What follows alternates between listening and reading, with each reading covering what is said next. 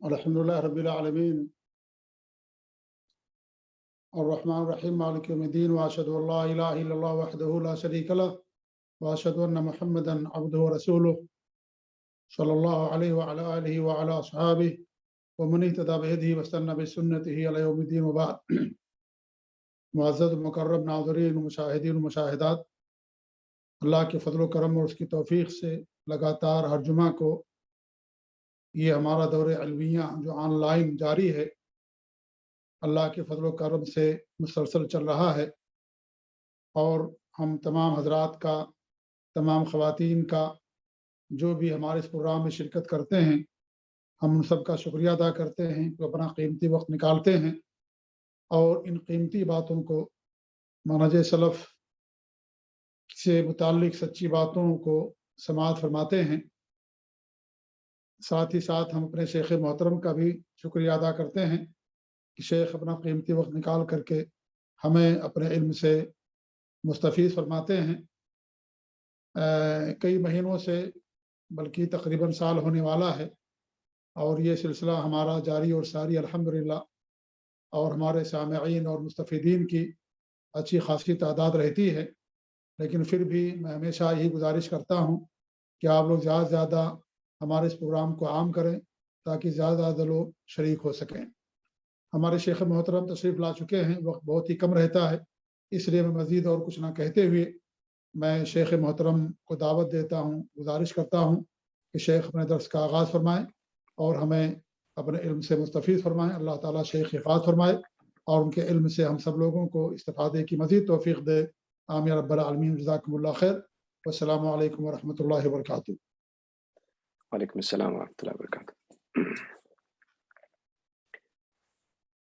ان الحمد للہ نحمده ونستعینه ونستغفره ونعوذ باللہ من شرور انفسنا ومن سیئات اعمالنا، من يهده الله فلا مضل له ومن يضلل فلا هادي له، واشهد ان لا اله الا الله وحده لا شريك له، واشهد ان محمدا عبده ورسوله، اما بعد، فان خير الحديث كتاب الله، وخير الهدي هدي محمد صلى الله عليه وعلى آله وسلم، وشر الأمور محدثاتها، وكل محدثة بدعة، وكل بدعة ضلالة، وكل ضلالة في النار۔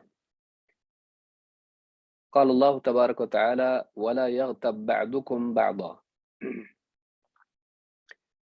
قابل احترام فضیلت الشیخ مختار احمد مدنی حفظہ اللہ، دیگر اہل علم، میرے محترم دینی بھائیوں اور قابل احترام اور بہنوں، پچھلے درس میں بلوغ المرام سے کتاب الجامع کی باب الترہیب من مساوئ الاخلاق، اس باب سے غیبت سے متعلق ہم نے حدیث دیکھی تھی، جس میں اللہ کے نبی صلی اللہ علیہ وسلم نے غیبت کی برائی بیان کی ہے، اور اسی کے ضمن میں ہم نے کئی اور دلیلیں دیکھیں جس سے معلوم ہوتا ہے کہ ایک مسلمان کو دوسرے مسلمان کی عزت کا لحاظ و احترام کرنا چاہیے، اور کسی مسلمان کی برائی اس کی غیر موجودگی میں نہیں کرنی چاہیے۔ جیسے مسلمان کی جان و مال دونوں چیزیں حرام ہیں، ان کو نقصان پہنچانا حرام ہے، اسی طرح بلکہ اس سے بہت ہی زیادہ اس کی عزت کا لحاظ کرنا اور اس کی عزت خراب کرنے سے بچنا یہ بھی ضروری ہے۔ لیکن غیبت کے تعلق سے ایک دوسرا پہلو یہ بھی ہے کہ کیا غیبت کسی حال میں جائز ہے یا نہیں، یا ہر حال میں غیبت بری ہے، منع ہے؟ اس لیے کہ دنیا میں ظلم اور برائیاں ہوتی ہیں، اور جہاں دنیا میں اچھے لوگ ہیں وہیں برے لوگ بھی ہیں۔ پھر اس برائی کو کسی کے سامنے بیان کیا جائے یا نہ کیا جائے، کبھی قانون کی وجہ سے، کبھی اپنا حق لینے کی وجہ سے، یا کسی اور وجہ سے انسان کو دوسروں کے سامنے بات بیان کرنی پڑتی ہے اور کسی کا عیب بیان کرنا پڑتا ہے۔ اگر آدمی ایسا نہ کرے تو اپنا حق اسے حاصل نہ ہو، وہ مظلوم کا مظلوم رہ جائے، یا کسی اور انسان کے ساتھ میں اگر اس کے اندر برائی ہو تو اس انسان کے ساتھ وہ رہتا اور جانتا اس کے اندر یہ برائی ہے، لیکن دوسرے نہیں جانتے ہیں، اور اس کی برائی سے دوسروں کو نقصان ہو، تو کیا ایسی صورت میں اس کی برائی کی خبر دی جا سکتی ہے یا نہیں؟ تو ایسے کئی سوالات ہیں جو غیبت کے ضمن میں آتے ہیں. آج کے اس درس میں ہم اسی سے متعلق گفتگو کریں گے انشاءاللہ. اہل علم نے بنیادی طور پر 6 باتیں بیان کی ہیں، یا 6 حالات، 6 لوگ بیان کیے ہیں کہ ان کی برائی بیان کی جا سکتی ہے کچھ خاص حالات میں. تو آج کے اس درس میں انشاءاللہ اسی بات کو ہم سمجھنے کی کوشش کریں گے. سب سے پہلی حالت کسی کی برائی بیان کرنا یا کسی کی غیبت کرنا وہ یہ ہے کہ ایک آدمی خود مظلوم ہے اور کسی نے اس پر ظلم کیا ہے، تو اس ظلم کی شکایت وہ کسی کے سامنے کر سکتا ہے، لوگوں کے سامنے یا خصوصاً حاکم کے سامنے، پولیس کے سامنے، جہاں سے بھی اس کو انصاف مل سکتا ہو، جہاں سے اس برائی کو روکا جا سکتا ہو، ظلم کو روکا جا سکتا ہو، ان کے سامنے وہ اس برائی کو بیان کر سکتا ہے. اگر ضروری ہو تو نام بیان کر کے کہ فلاں نے مجھ پر ظلم کیا ہے، اور اگر ضروری نہ ہو تو آدمی بغیر نام بتائے بھی بتا سکتا ہے کہ فلاں نے مجھ پر ظلم کیا ہے، تو اس باب میں کیا کیا جائے.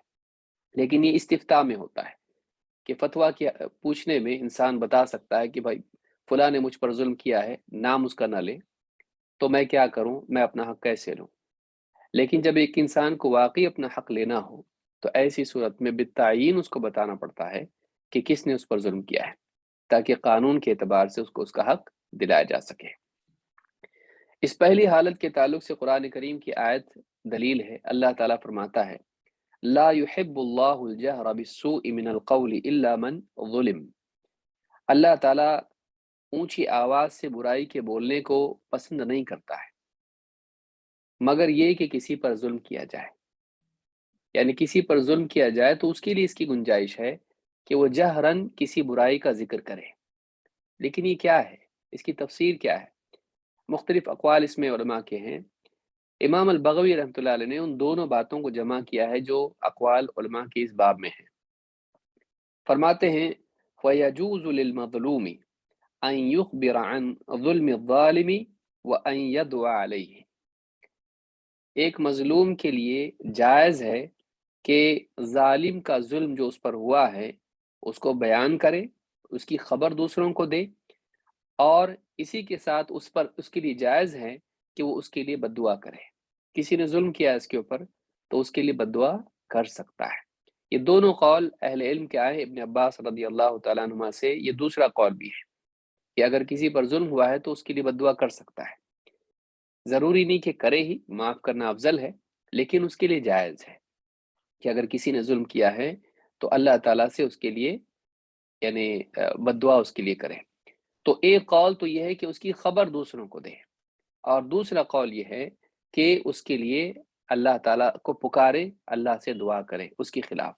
تو یہ دونوں باتیں اس باب میں آئی ہیں، جس سے معلوم ہوتا ہے کہ ایک انسان اگر مظلوم ہے تو وہ ظالم کی اس برائی کی، اس ظلم کی، اس عیب کی خبر دوسروں کو دے سکتا ہے، خصوصاً حاکم کو.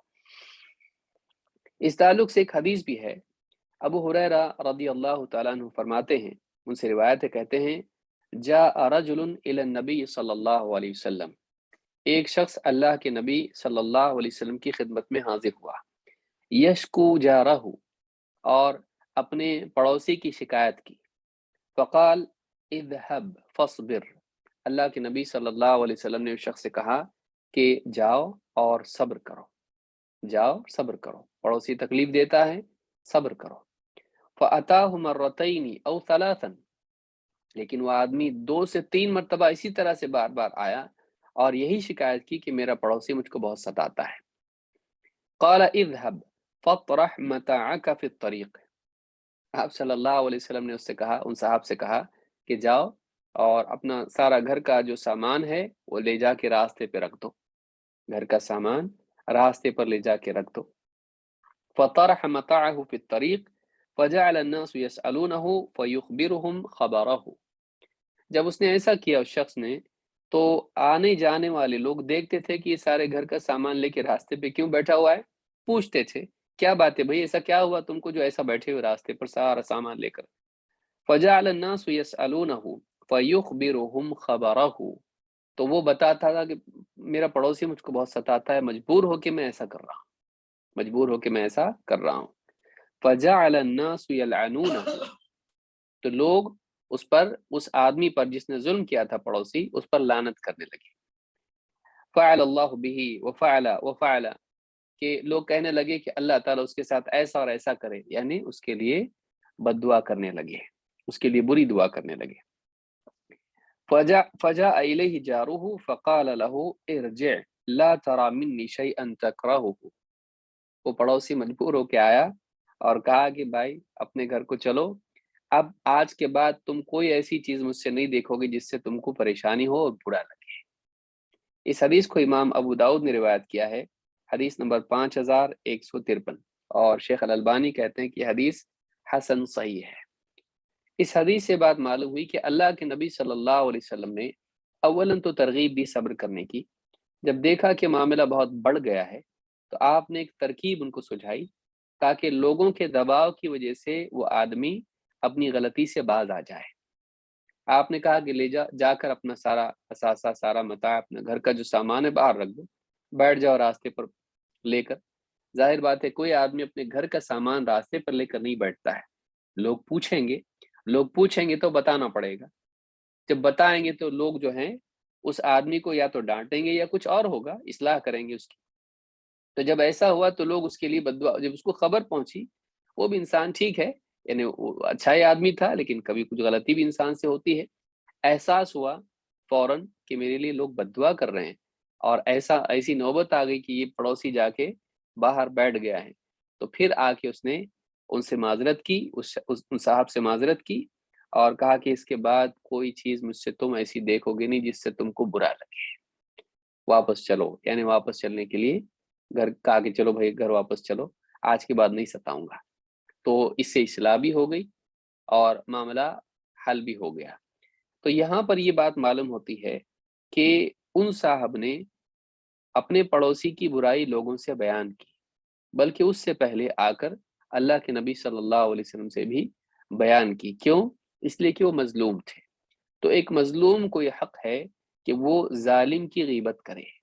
ایک مظلوم کو یہ حق ہے کہ کسی نے اس پر ظلم کیا ہے تو اس کی برائی دوسروں کے سامنے بیان کرے.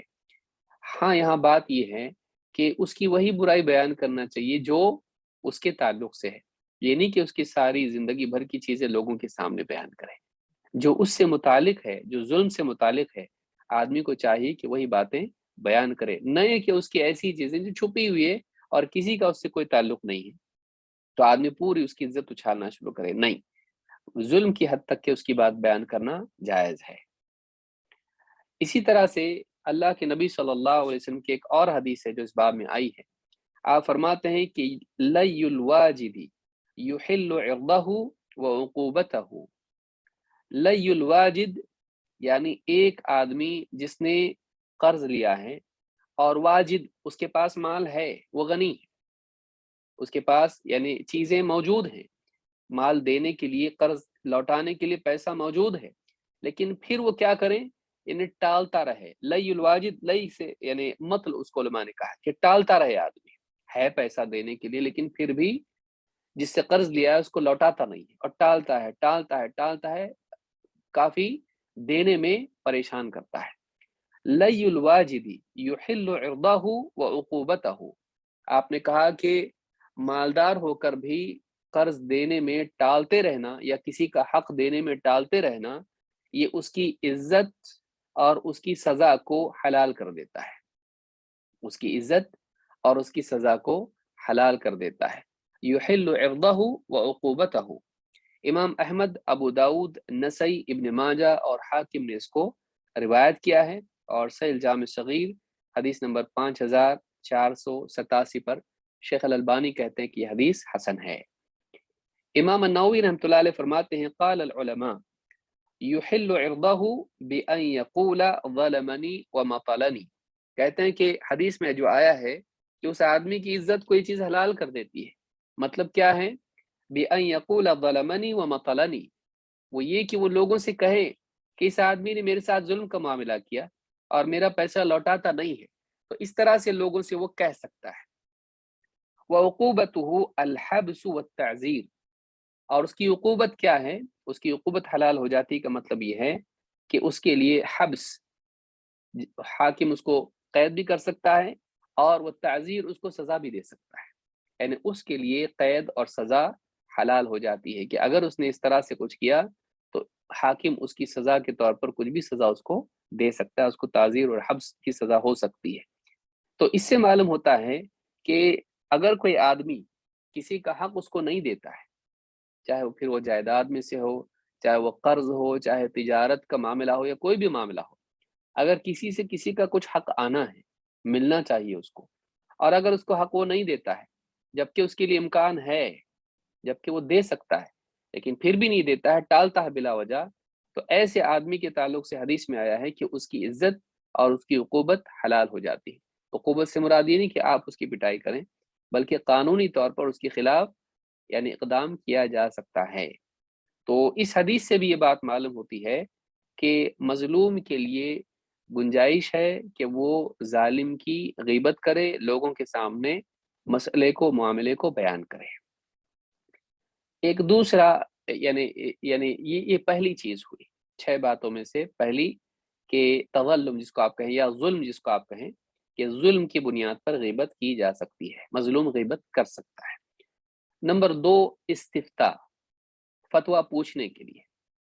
जैसे किसी की भी बारे में कोई बात बतानी हो, जैसे कोई आदमी कहे मैं फलाँ आदमी ने फलाँ गलत काम किया और मैं भी उसमें शरीक था, या इस तरह की कोई बात हो, तो किसी के बारे में बताना ज़रूरी हो। मसला घर का हो कि हमारे घर में ऐसा हुआ, फलाँ ने ऐसा किया, शौहर ने ऐसा किया, बीवी ने ऐसा किया, जैसे कोई खातून पूछ रही है आलिम से, तो ऐसी सूरत में उसकी ग़ीबत की जा सकती है कि ये मसला है और इसमें मैं क्या करूँ? तो किसी इंसान के बारे में बोलना पड़े, अगर उलमा ने कहा कि ज़रूरी ना हो, बगैर नाम लिए अगर बोला जा सकता और मसला मालूम किया जा सकता हो, तो ये ज़्यादा अहसन है। इसलिए कि मकसूद हासिल हो गया लेकिन ग़ीबत नहीं हुई।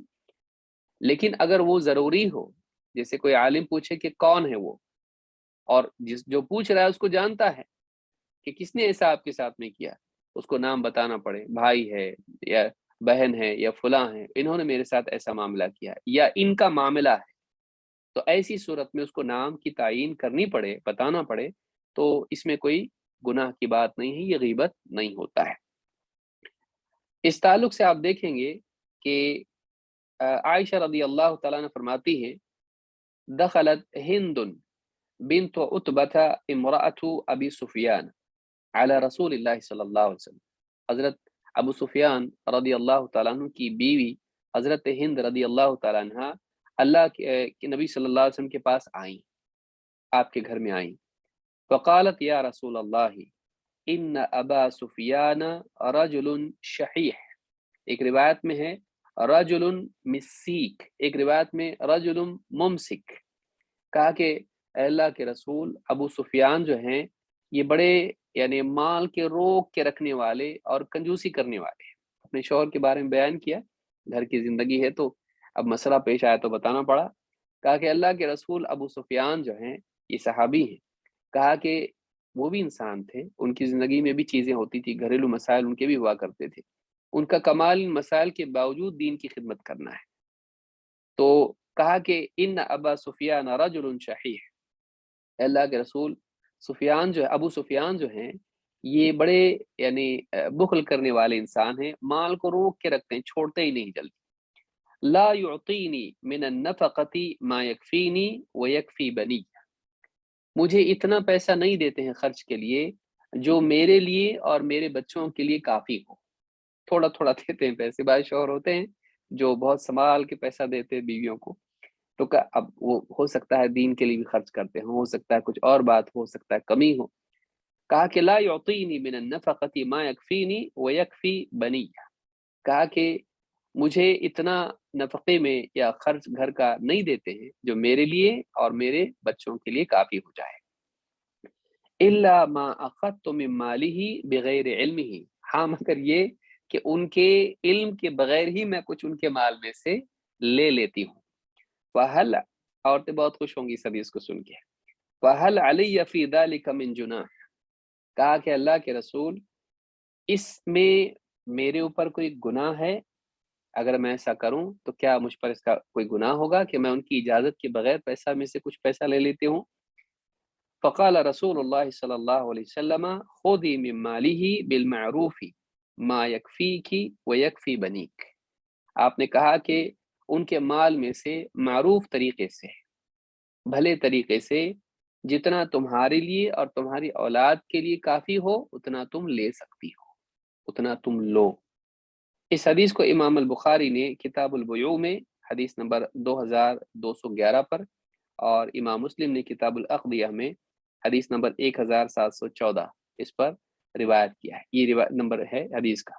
तो इस हदीस से एक बड़ा मसला मालूम हुआ, वो ये कि हिंद रदी अल्लाह तआला अन्हा अल्लाह के नबी सल्लल्लाहु अलैहि वसल्लम से मसला पूछ रही, घरेलू मसला है, और जाहिर है आपको मालूम है कि इनके शौहर कौन है, तो जाहिर बात है ना भी बोले तो शौहर कहें तब भी तो ना मालूम हो जाएगा।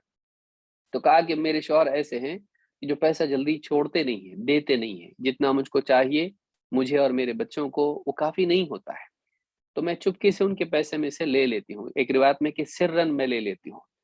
तो कहीं गुनाह तो नहीं मेरे ऊपर, क्योंकि वो लोग अल्लाह से डरने वाले थे। अब ज़रूरत भी है और इस तरह से लेना भी पड़ रहा है, तो ये एहसास हुआ कि कहीं ये गुनाह तो नहीं है। तो आप सल्लल्लाहु अलैहि वसल्लम से जब पूछा, तो आपने बताया कि जितनी तुम्हारी ज़रूरत है, वाजिबी ज़रूरियात जो इंसान की होती है, खाना, पीना, कपड़ा, और जो बुनियादी ज़रूरतें हैं, अपनी और अपने बच्चों की, तुम उतना उस उनके माल में से तुम उनकी इजाज़त के बगैर भी ले सकती हो। जैसे उन्होंने कहा कि बगैर पूछे, बगैर इल्मिही इल्ला मा अख़ज़्तु मिन मालिही बगैर इल्मिही, उनके जाने बगैर मैं ले लेती हूँ, उनकी जेब से ले लेती हूँ, मसलन तिजोरी से ले लेती हूँ, तो क्या मैं ऐसा ले सकती हूँ? आपने कहा कि ले सकती हो मारूफ तरीके से, और उतना ही जितना तुम्हारी वाकई ज़रूरत हो। अब ऐसा ना हो कि बीवी इस हदीस को लेके सोचे, चलो बहुत दिन से ज़ेवर बनाने थे मुझको, और हदीस तो मिल गई, पूरे दर्स में एक ही हदीस अपने बहुत काम की मिल गई, और शौहर के माल में से लेके कभी कपड़े खरीदे, कभी कुछ खरीदा, कभी फ़ुज़ूलियात खरीदना शुरू कर दें, ये जायज़ नहीं होगा। यहाँ क्या कहा गया? मारूफ तरीके से, गलत तरीके से नहीं, यानी ये नहीं कि उसको फ़ुज़ूल खर्ची में इस्तेमाल किया जाए। और यहाँ शर्त भी बताई, क्या कहा? मा यकफ़ी की व यकफ़ी बनीक, जितना तुम्हारे लिए किफ़ायत जिसमें हो, किफ़ायत से ज़्यादा नहीं। वाक़ई ज़रूरत जितनी तुमको है, जो तुम्हारे खर्च की ज़िम्मेदारी शौहर पर है, वाजिबी ज़रूरियात जो हैं, उनके लिए ले सकती हो।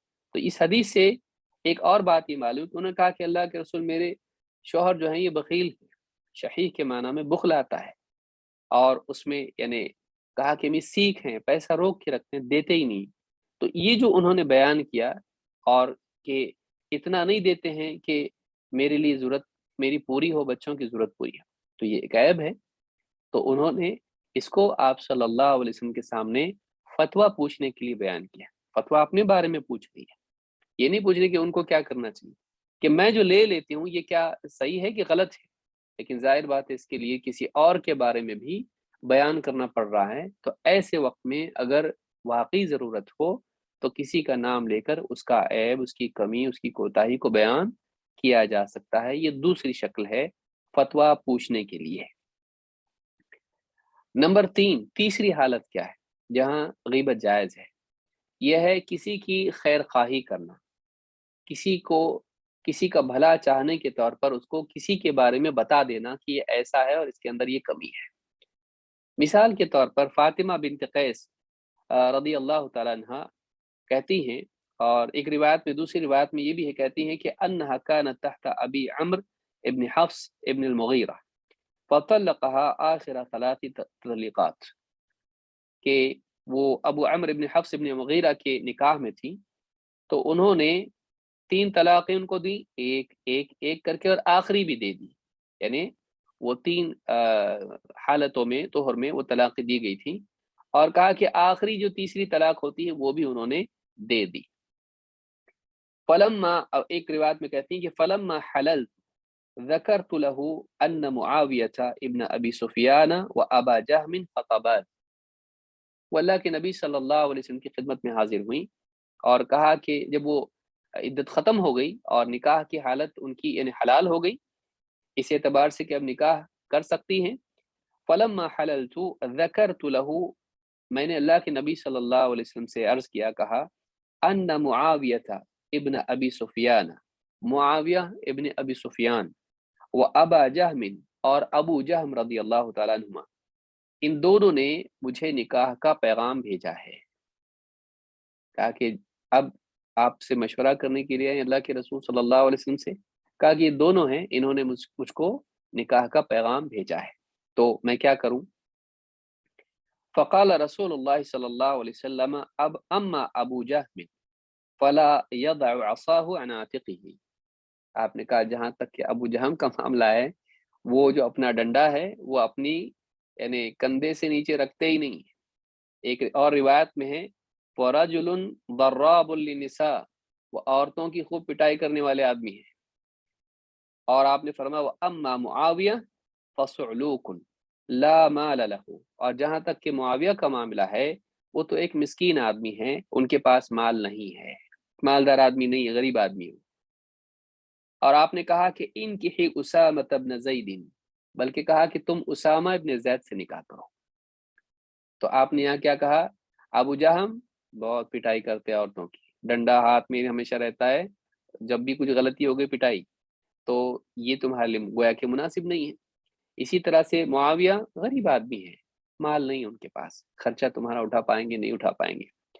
تو آپ نے دونوں کے بارے میں یہ بات بیان کی۔ پھر اس کے بعد میں کہا کہ تم ایک کام کرو، کیا کرو؟ انکحی اسامہ ابن زید، تم اسامہ ابن زید سے نکاح کرو۔ کہتے ہیں کہ فکرہتہ، کہ میرے دل میں ان کے لیے کچھ کراہت تھی، یعنی اس بات پہ کراہت تھی کہ میں ان سے نکاح کروں۔ ثم قال انکحی اسامہ، آپ نے پھر کہا اسامہ سے نکاح کرو، اسامہ سے۔ کہتے ہیں کہ فنکحتہ، تو بس آپ نے جب اس طرح سے کہا تو میں نے اسامہ ابن زید رضی اللہ تعالیٰ عنہ سے نکاح کیا۔ فجعل اللہ فیہ خیرا، کہتے ہیں کہ بس اللہ تعالیٰ نے اسی نکاح میں میرے لیے خیر ڈال دی۔ واغتبطت بہ، اور اتنا اچھا ہمارا معاملہ رہا کہ لوگ دوسری عورتیں میری یعنی سلسلے میں یعنی رشک کرتی تھیں کہ کیا زبردست ان لوگوں کا معاملہ ہے، کیسے خوشحال لوگ ہیں، کتنا اچھا جوڑا ہے یہ، تو دوسری عورتیں مجھ پر رشک کرتی تھیں۔ اس حدیث کو امام مسلم نے کتاب الطلاق میں روایت کیا ہے، حدیث نمبر 1480۔ اس حدیث سے علماء نے مسئلہ مستنبط کیا ہے کہ اگر کسی کے لیے کوئی ہم سے مشورہ کرتا ہے اور اس کے لیے ایک چیز مناسب نہ ہو، تو ایسی صورت میں یہ ضروری ہوتا ہے کہ اس کو بتایا جائے۔ اسی لیے جب وہ آپ کے پاس آئیں مشورہ لینے کے لیے کہ ان دونوں کا رشتہ مجھ کو آیا ہے، تو میں کیا کروں، نکاح کے لیے ہاں کروں کہ نہ؟ تو آپ نے کہا دیکھو بات یہ ہے کہ ابو جہم ڈنڈے والے ہیں عورتوں کے تعلق سے، اور معاویہ مال کے اعتبار سے کمزور ہیں، تو دونوں کے اعتبار سے یہ بات بیان کی، اور آپ نے مشورہ دیا بلکہ تم اسامہ سے نکاح کرو۔ اس میں آپ نے دونوں کے بارے میں ایک ایک کمزوری بتائی۔ اچھے انسان میں بھی کمزوریاں ہوتی ہیں، تو اس سے وہ برا نہیں ہو جاتا ہے، لیکن یہاں آپ نے کہا تمہارے لیے یہ زیادہ مناسب ہے۔ تو اس حدیث کو امام مسلم نے روایت کیا، اور علماء نے اس سے یہ مسئلہ مستنبط کیا ہے کہ اگر کوئی آپ سے خیر خواہی چاہتا ہے تو آپ کے لیے ضروری ہے کہ آپ اس کو حق بات بیان کریں، اس کی خیر خواہی کریں، اس کا بھلا چاہیں، اور آپ اس کے ساتھ خیانت نہ کریں۔ یہ ایک بہت اہم حدیث ہے جس سے ایک دوسرا مسئلہ بھی معلوم ہوتا ہے، جو موجودہ دور میں ایک بدعت جو رائج ہو گئی ہے، بدعت الموازنہ۔ بدعت الموازنہ کیا ہے؟ کہ بعض لوگ کہتے ہیں کہ بھائی آپ لوگ تنقید کرتے ہو لوگوں کے اوپر، فلاں جو ہے عالم ایسا ہے اس کے اندر عیب ہے، اور وہ عالم ایسا اس کے اندر برائی ہے، اس کا منہج غلط ہے، اس کا عقیدہ غلط ہے، فلاں عالم ایسا ہے گمراہ ہے، تو اس میں اچھائیاں بھی تو ہے نا۔ تو آپ ایک کام کرو، آپ اگر اس کے اوپر یعنی تنقید کر رہے ہو تو اس کے ساتھ اس کی بھلائیاں بھی بیان کرو، تاکہ عدل و انصاف ہو جائے۔ کہ یہ عدل و انصاف ہے کہ کسی کا عیب بیان کیا جائے تو اس سے پہلے اس کی خوبیاں بھی بیان کی جائیں، تاکہ فیصلہ کرنے والا صحیح طور پر فیصلہ کرے۔ تو آپ یعنی یہ سمجھتے ہیں کہ انصاف کا تقاضا ہے، عدل و انصاف کا تقاضا ہے کہ برائیاں صرف نہیں بیان کی جائیں کسی کی، بلکہ اس کی بھلائیاں بھی بیان کی جائے، اور جب بھی برائی بیان کی جائے اس کے ساتھ بھلائی ضرور بیان کی جائے۔ اگر نہیں کرتا ہے بھلائی بیان تو ایسا آدمی خائن ہے، یا ایسا آدمی ظالم ہے، ایسا آدمی عدل و انصاف نہیں کرتا ہے۔ اس طرح کا ایک فلسفہ اس دور میں بعض لوگوں نے چھیڑا ہے، اور اس طرح سے لوگ کہتے ہیں۔ علماء نے کہا کہ یہ بدعت الموازنہ ہے۔ بولنے میں تو بہت اچھی بات لگتی ہے، لیکن اس کی زد نہ صرف علماء پر آتی ہے جو تنقید کرتے ہیں گمراہ لوگوں پر، بلکہ اس کی زد اللہ کے رسول صلی اللہ علیہ وسلم پر آتی ہے، بلکہ اس کی زد نعوذ باللہ اللہ تک بھی جاتی ہے، نعوذ باللہ، اللہ کے رسول اور اللہ تعالی۔ یہاں آپ دیکھیں گے کہ کیا حضرت معاویہ میں بھلائیاں نہیں تھی؟ کتنی ساری بھلائیاں تھیں۔ کیا حضرت ابو جہل میں بھلائیاں نہیں تھی؟ بہت ساری بھلائیاں تھیں۔ ایمان، تقوی اور عبادات سے لے کر بہت کچھ دین کے لیے سب کچھ قربانی دینا، سب کچھ تھا ان کے اندر۔ لیکن یہاں جب وہ خاتون آئیں تو اس وقت میں اللہ کے نبی صلی اللہ علیہ وسلم نے یہ نہیں کہا اس میں یہ بھلائی ہے، یہ بھلائی ہے، یہ بھلائی، اور ایک یہ چیز بھی ہے، آپ نے بھلائیاں سرے سے ذکر نہیں کی۔ دونوں کے سلسلے میں آپ نے ایک بھی بھلائی بیان نہیں کی، بس آپ نے اتنا ہی بیان کیا کہ اس میں یہ کمی ہے، اس میں یہ کمی ہے۔ تو اگر یہ کہا جائے کہ اگر ہم کسی کی کمی بیان کر رہے ہیں تو اس کی خوبیاں بھی بیان کریں، اگر نہیں کرتے ہیں تو ہم ظالم ہیں، تو نعوذ باللہ، کیا رسول صلی اللہ علیہ وسلم پر اس کی زد نہیں آتی ہے؟ لہٰذا جو لوگ اس طرح کی بات کرتے ہیں ان کی بات غلط ہے۔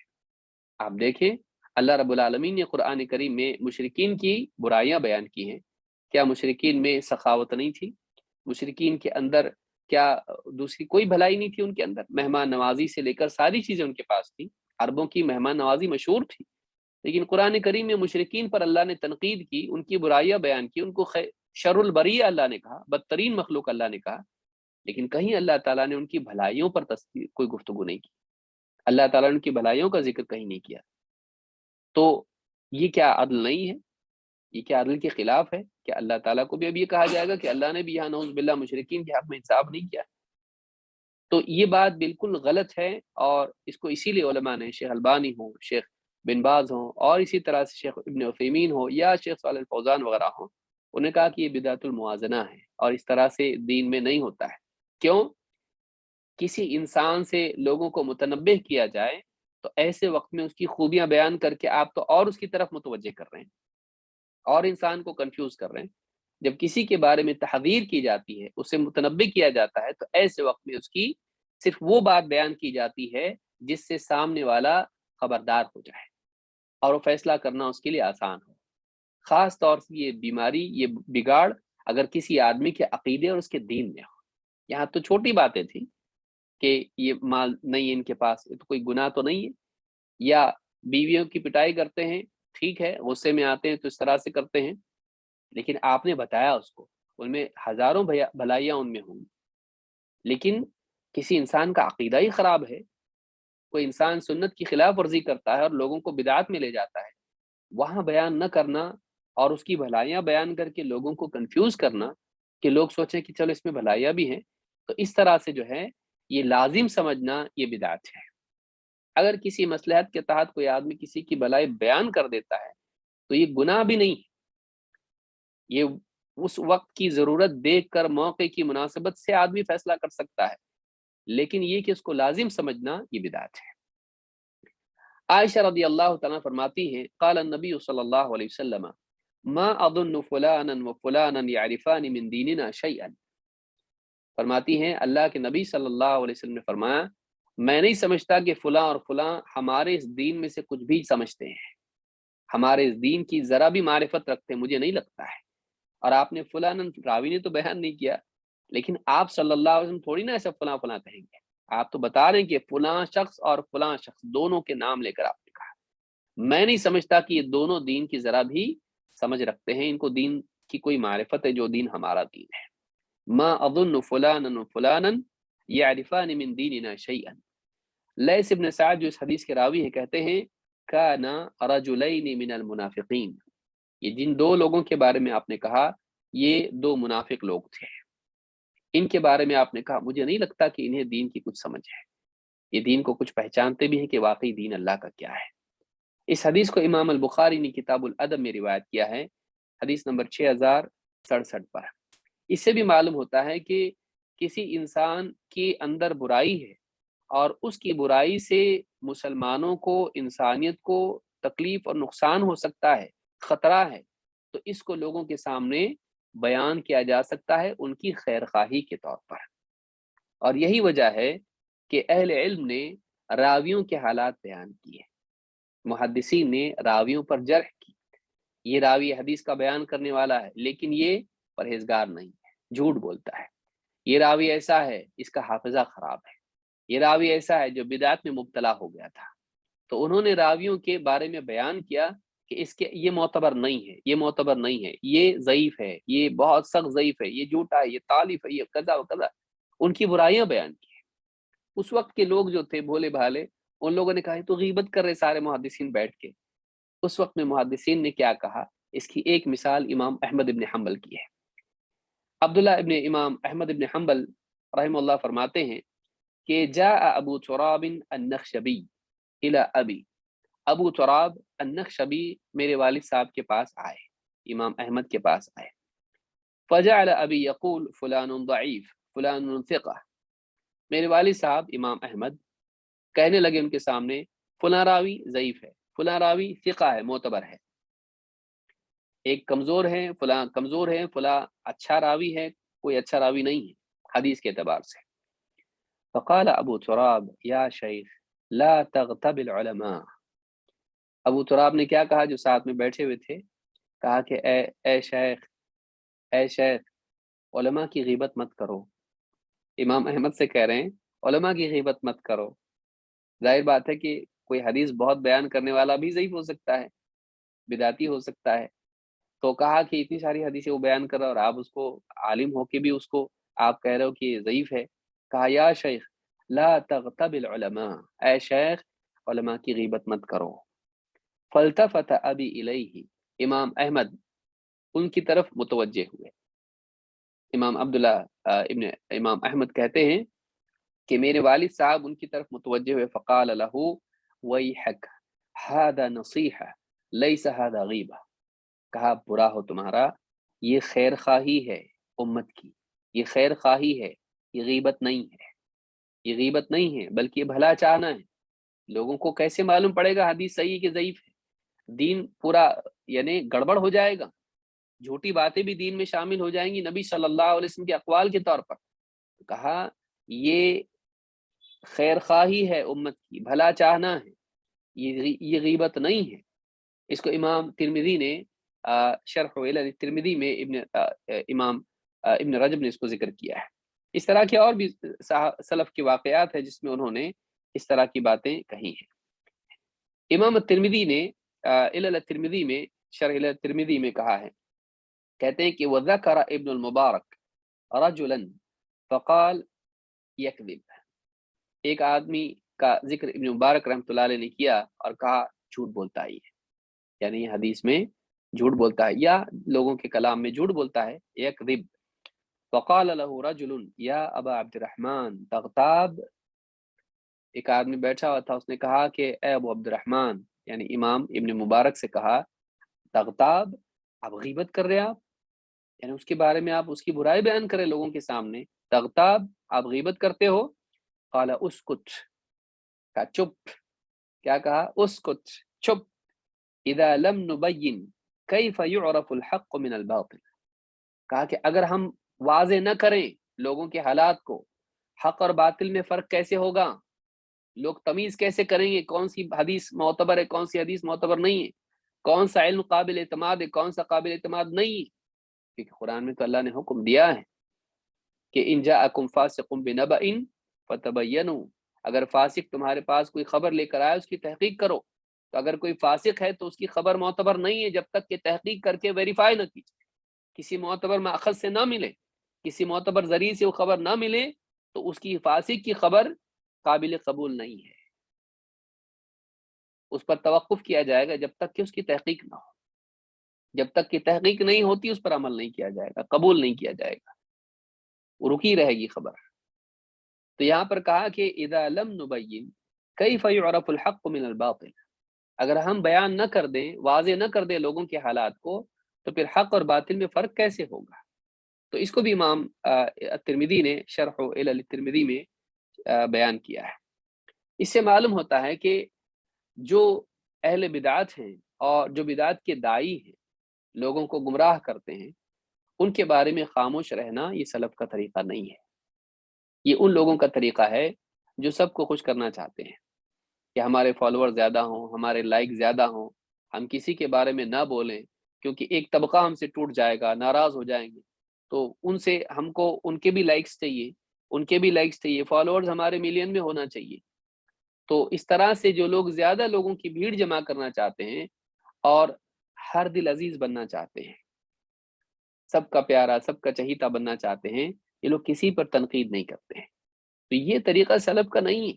اگر یہی طریقہ محدثین اپناتے تو خواہ کسی بھی راوی کو ضعیف نہیں بولتے ہو، ساری حدیثیں آج آ جاتی، جھوٹی سچی سب جمع ہو جاتی کتابوں کے اندر، اور ہمارے دین کا کیا حل ہوتا آپ سوچیے. جب حدیث کا یہ معاملہ ہے تو پھر عقیدے کا کیا معاملہ ہوگا. تو سوچئے ایسے لوگ جو گمراہی کے داعی ہیں ان کے حال کو لوگوں میں بیان کرنا یہ ضروری ہے. ان کے حال کو لوگوں میں بیان کرنا. مثلا آپ کا بچہ، آپ کا بیٹا ہے، کسی نوجوان کے ساتھ اٹھتا بیٹھتا ہے اور آپ کو معلوم پڑ گیا کہ یہ نوجوان غلط راستے پر جا رہا ہے، آپ کیا کریں گے؟ آپ نہیں بتاؤ گے اپنی اولاد کو؟ آپ کہو گے نہیں ٹھیک ہے وہ بھی اچھا آدمی ہے، غیبت نہیں کرنا چاہیے سوچ کے آپ نہیں بتاؤ گے؟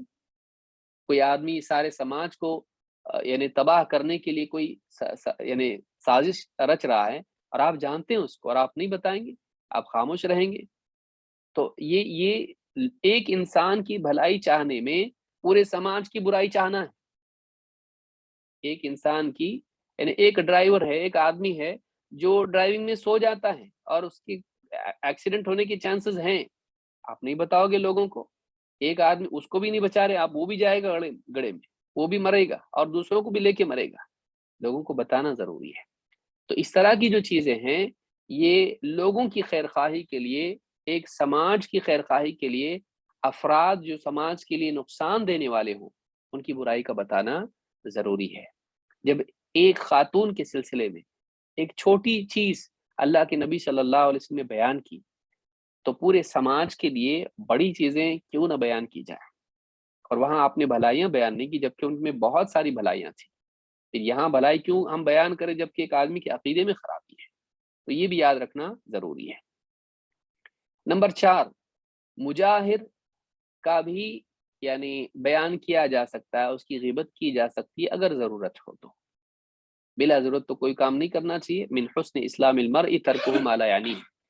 لیکن ایک آدمی جو کھلم کھلا گناہ کرتا ہے، تو علماء نے کہا کہ جو آدمی سب کے سامنے گناہ کرتا ہے اس کی غیبت کا کوئی معاملہ ہی نہیں. جو آدمی کھلے عام شراب پیتا ہے اور آپ کہیں کہ اس کی میں غیبت نہیں کرتا، سب کو معلوم ہے شراب پیتا ہے، اس کے بارے میں یہ کہنا کہ فلاں آدمی فلاں دن شراب پی رہا تھا، تو آپ اس میں کوئی حرج کی بات نہیں ہے. تو جو آدمی کھلم کھلا گناہ کرتا ہے اس کے باب میں اگر آدمی اس کی برائی بیان کرے، وہی برائی جو کھلم کھلا ہے، تو اس میں کوئی برائی نہیں ہے، اس میں کوئی غیبت کا معاملہ نہیں ہے. عائشہ رضی اللہ تعالیٰ فرماتی ہے ان رجلا استأذن علی النبی صلی اللہ علیہ وسلم، ایک آدمی اللہ کے نبی صلی اللہ علیہ وسلم کی خدمت میں حاضر ہوا. فلما رآہ، جب آپ نے آتے ہوئے دیکھا اس کو، قال بئس اخو العشیرہ وبئس ابن العشیرہ، آپ نے کہا یہ بھائیوں میں کیسا برا ہے اور کیسی یعنی اپنے خاندان کا کیسا برا شخص ہے، یہ اپنے خاندان کا کیسا برا شخص ہے. ظاہر بات ہے برائی بیان کی، آپ نے کہا اس کو برا ہے وہ. فلما جلس تطلق النبی صلی اللہ علیہ وسلم فی وجہہ وانبسط الیہ، جب وہ آ کے بیٹھا آپ کے پاس تو آپ نے خوش مزاجی سے اور یعنی اچھے طور پر اس سے ملاقات کی، بات چیت کی. فلما انطلق الرجل قالت له عائشہ یا رسول اللہ حين رأيت الرجل قلت له كذا وكذا ثم تطلقت في وجهه وانبسطت الیہ. عائشہ نے کہا اللہ کے رسول جب وہ آیا تو آپ نے اس کے بارے میں ایسا اور ایسا کہا، لیکن جب آپ کے پاس آ کر بیٹھ گیا تو آپ نے خوش مزاجی سے اس کے ساتھ میں بات چیت کی، ایسا کیوں؟ فقال رسول اللہ صلی اللہ علیہ وسلم یا عائشہ متى عہدتنی فحاشا، کہا کہ اے عائشہ تم نے مجھ کو کب فحش گو پایا، فحش بات کرنے والا، سخت مزاجی سے بات کرنے والا، لوگوں کے ساتھ یعنی بدسلوکی کرنے والا کب پایا تم نے مجھ کو؟ یعنی آپ اچھوں کے ساتھ بھی اچھے تھے، بروں کے ساتھ بھی اچھے تھے، آپ کا اس کے ساتھ اچھا سلوک کرنا آپ کے اخلاق کی وجہ سے تھا، لیکن آپ نے بتایا وہ برا آدمی ہے. لیکن برا ہونے کے باوجود جب آپ کے پاس آیا، آپ کا مہمان ہے، آپ کے گھر پہ آیا ہے، تو آپ نے اس کے ساتھ سلوک اچھا کیا اور آپ نے کہا یا عائشہ متى عهدتنی فحاشا ان شر الناس عند اللہ منزلۃ یوم القیامۃ من ترکہ الناس اتقاء شرہ، کہا کہ لوگوں میں قیامت کے دن سب سے بدترین مقام پر وہ لوگ ہوں گے، قیامت کے دن مقام کے اعتبار سے سب سے بدترین لوگ وہ ہیں من ترکہ الناس اتقاء شرہ، جس کے شر سے بچنے کے لیے لوگ اسے چھوڑ دیں۔ بھائی یہ کیچڑ پتھر مت مارو، اپنے کپڑے خراب ہو جائیں گے۔ کچھ لوگ ایسے بھی ہوتے ہیں کہ سماج میں ایسا مزاج ان کا ہوتا ہے کہ کوئی قریب ہی نہیں جاتا ان کے، کیوں کہ جو بھی جائے گا اس کو نقصان پہنچاتے ہیں، ڈستے ہیں، اس کو ڈنک مارتے ہیں۔ تو ایسے جو لوگ ہوتے ہیں سارا سماج ان سے پریشان ہوتا ہے۔ ایسا آدمی جس کی برائی کو سبھی جان رہے ہیں، اس کی برائی بیان کرنے میں کوئی حرج نہیں ہے اگر واقعی اس کی ضرورت ہو، کسی کو متنبع کرنا ہو خصوصاً۔ تو یہ بھی بات علماء نے کہی کہ اگر کوئی آدمی کھلم کھلا کوئی گناہ کے لیے مشہور ہو تو اس کا تذکرہ اس گناہ کے ساتھ کرنے میں کوئی خرابی یا کوئی غیبت نہیں ہے۔ امام البخاری نے اس حدیث کو روایت کیا کتاب الادب میں حدیث نمبر 6032، اور اسی طرح سے امام مسلم نے البر والصلہ والآداب میں حدیث نمبر 2591 پر۔ اسی طرح سے اللہ کے نبی صلی اللہ علیہ وسلم فرماتے ہیں کل امتی معافا الا المجاہرین، میری امت میں تمام ہر امتی کے لیے معافی کا معاملہ ہے، درگزر کا معاملہ ہے، الا المجاہرین، ہاں مگر مجاہرین کے لیے نہیں۔ مجاہرین کون ہیں؟ جو کھلم کھلا گناہ کریں یا اپنے گناہوں کا تذکرہ لوگوں کے سامنے کریں جو تنہائی میں انہوں نے کیے ہیں، فخر کے طور پر اور بے حیائی کے طور پر اور لاپرواہی سے۔ کہا کہ کل امتی معافا الا المجاہرین، میرا ہر امتی اللہ کے ہاں یا لوگوں کے نزدیک معافی ہے، عافیت والا ہے، اس کی عزت یا اس کی جان و مال محفوظ ہے، الا المجاہرین، سوائے مجاہرین کے۔ وَإِنَّ مِنَ الْمُجَاهَرَةِ أَن يَعْمَلَ الرَّجُلُ بِاللَّيْلِ عَمَلًا، مجاہرہ یہ ہے اپنے گناہوں کے اظہار کی ایک صورت یہ بھی ہے کہ أَن يَعْمَلَ الرَّجُلُ بِاللَّيْلِ عَمَلًا، کہ ایک آدمی رات کے اندھیرے میں کوئی گناہ کا برائی کا کام کرے، ثم يصبح وقد سترہ اللہ علیہ، پھر صبح ہو اور اللہ تعالیٰ نے تو اس پر رات کے گناہ پر پردہ ڈالا تھا، فیقول یا فلان عملت البارحة کذا وکذا، لیکن وہ لوگوں کے سامنے اپنا گناہ بیان کرتا پھرے کہ اے فلاں رات میں نے ایسا اور ایسا کام کیا۔ وقد بات یسترہ ربہ، جبکہ حال یہ تھا کہ اس کے رب نے رات کے اس گناہ پر پردہ ڈالے ہوئے تھا، لیکن ویصبح یکشف ستر اللہ علیہ، اللہ کا جو اس کے اوپر ستر تھا، اس کے گناہ پر پردہ تھا، وہ خود ہی اس پردے کو پھاڑتا اور لوگوں کے سامنے اپنے گناہ کو بیان کرتا بھی ہے۔ ایسا آدمی، اس کے لیے معافی نہیں ہے، ہو سکتا ہے اس پر دنیا میں اللہ کا عذاب آ جائے، عفو کا معاملہ اس کے ساتھ درگزر کا معاملہ نہیں ہے۔ اور دوسرا معنی یہ بیان کیا علماء نے اس میں کہ اس کے ساتھ معافی کا معاملہ نہیں ہے، یعنی اس کی غیبت کی جا سکتی ہے، اس کی برائی، کیونکہ وہ مجاہر ہے، وہ خود ہی اپنا گناہ بیان کر رہا ہے لوگوں کے سامنے، تو اس کے لیے غیبت کا کوئی معاملہ نہیں۔ جب وہ خود اپنی برائی بیان کر رہا ہے تو اس کی برائی دوسرا کیوں نہ بیان کرے۔ امام البخاری نے کتاب الادب میں اس کو روایت کیا ہے حدیث نمبر 6069، اور امام مسلم نے کتاب الزہد والرقائق میں اس کو روایت کیا ہے حدیث نمبر 2990۔ علامہ طیبی اس حدیث کے بارے میں کہتے ہیں والاظہر ان یقال کل امتی یترکون الغیبہ الا المجاہرون، کہتے ہیں کہ اس حدیث کا ظاہر معنی یہ ہے کہ میری امت کے سارے لوگوں کو چھوڑ دیا جائے گا ان کی غلطیوں گناہوں کے تعلق سے، ان کا تذکرہ نہیں کریں گے۔ یترکون الغیبہ، ان کی غیبت نہیں کی جائے گی، الا المجاہرون، سوائے ان لوگوں کے جو کھلم کھلا گناہ کریں۔ جب اس نے نہیں چھپایا تو دوسرا اس کا گناہ کیوں چھپائے؟ تو اس کی سزا ہے دنیا کے اعتبار سے، جیسا کہ حدیث میں آیا ہے۔ شرح مشکات میں علامہ طیبی نے یہ بات کہی ہے۔ تو یہ چوتھی صورت ہے کہ ایک انسان علانیہ کھلم کھلا گناہ کرتا ہو اور ایسے انسان کی کوئی برائی بیان کرے جو سبھی کو معلوم ہے، تو اس میں کوئی گناہ کی بات نہیں ہے۔ خود اس نے اپنی عزت خراب کی تو دوسرا آدمی اس کے بارے میں تذکرہ کرا تو فرق کیا پڑتا ہے، خود وہ بیان کرتا اپنے گناہ۔ نمبر 5، کسی منکر کو روکنے کے لیے ذمہ داروں تک بات پہنچانا، یہ بھی جائز ہے۔ ایسے وقت میں اگر غیبت کرنی پڑے تو اس میں کوئی حرج نہیں ہے۔ مثلا کوئی آدمی کوئی گناہ کر رہا ہے، جیسے مثال کے طور پر کوئی آدمی شرکیہ پامفلٹ تقسیم کر رہا ہے، اب آپ نے دیکھا اس کو اور لوگ لے بھی رہے ہیں اور کوئی روک نہیں رہا اس کو، اب آپ نے دیکھا کہ غلط کام کر رہا ہے، تو آپ نے ذمہ داروں تک، حاکم تک، پولیس تک، یا جہاں بھی جو لوگ ہیں جو اس کے اتھارٹی ہوتے ہیں، آپ نے ان تک بیان کیا کہ دیکھیے یہ آدمی غلط کام کر رہا ہے، جبکہ یہ الاؤڈ نہیں ہے۔ تو ایسی صورت میں اس کی برائی بیان کرنا غیبت نہیں ہوگا، بلکہ بعض صورتوں میں یہ واجب ہو جائے گا۔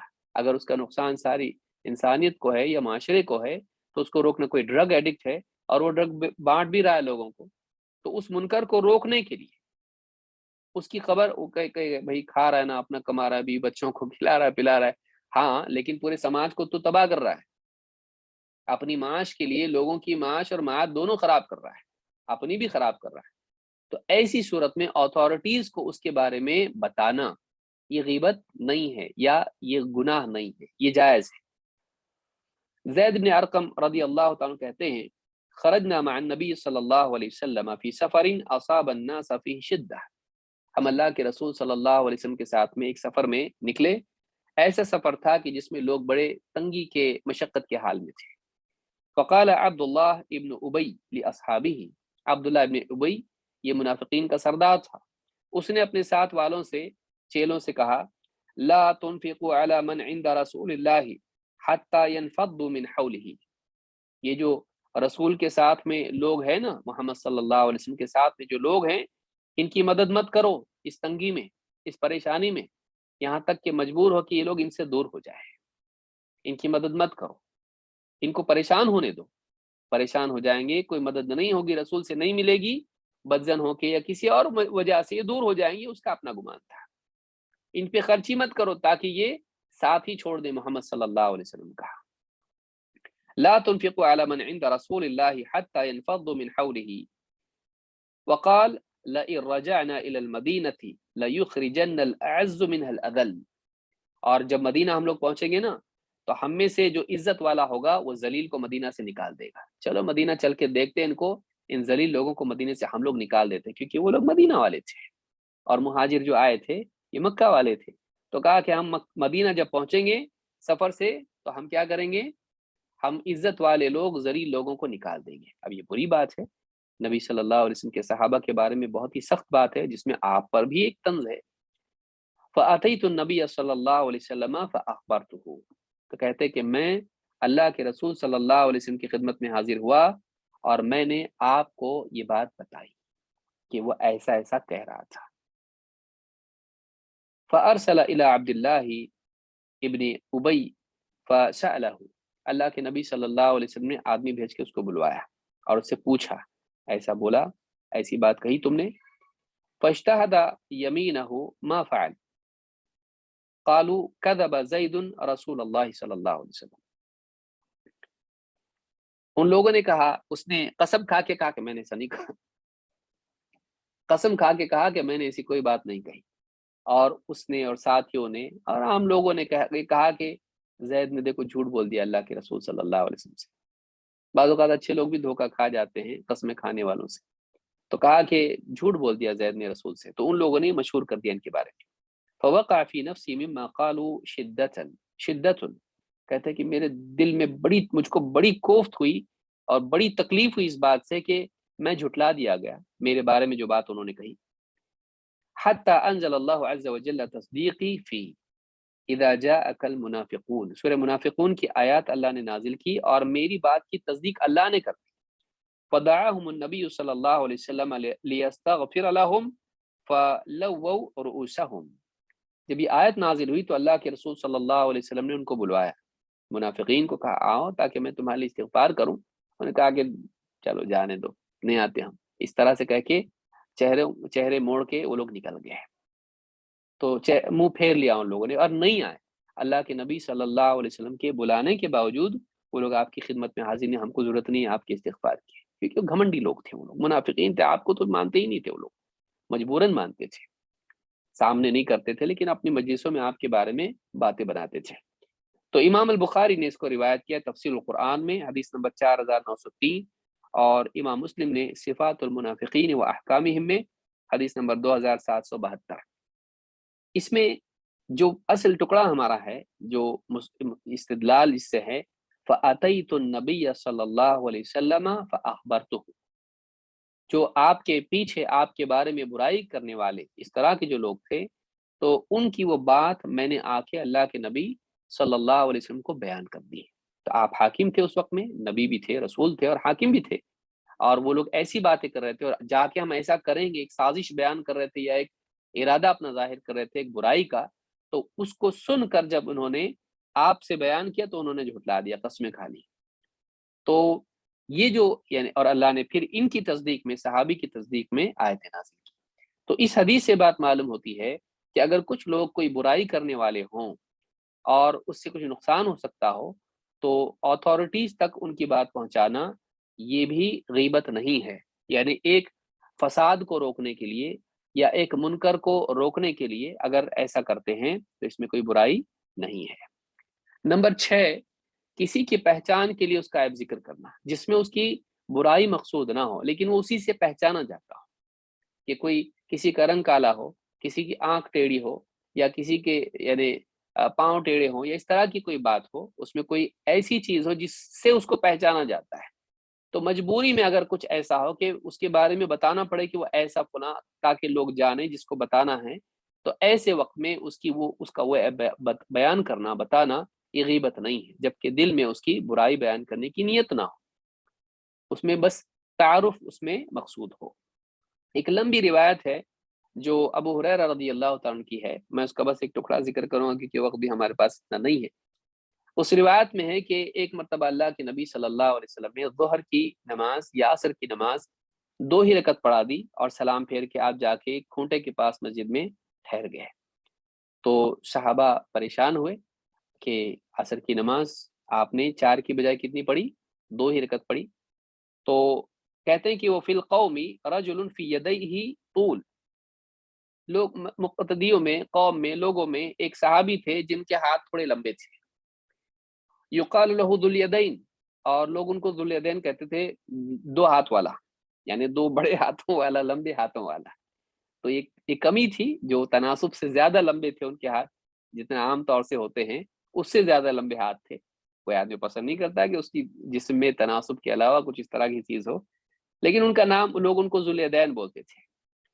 क़ाल या रसूल अल्लाह अनसीता अन क़ुसिरतिस सलाह, कहा कि अल्लाह के रसूल, आप भूल गए या फिर नमाज कसर हो गई, कम हो गई? अल्लाह के नबी सल्लल्लाहु अलैहि वसल्लम ने कहा, लम अनसा व लम तुक़सर, न मैं भूला हूँ न नमाज कम हुई है।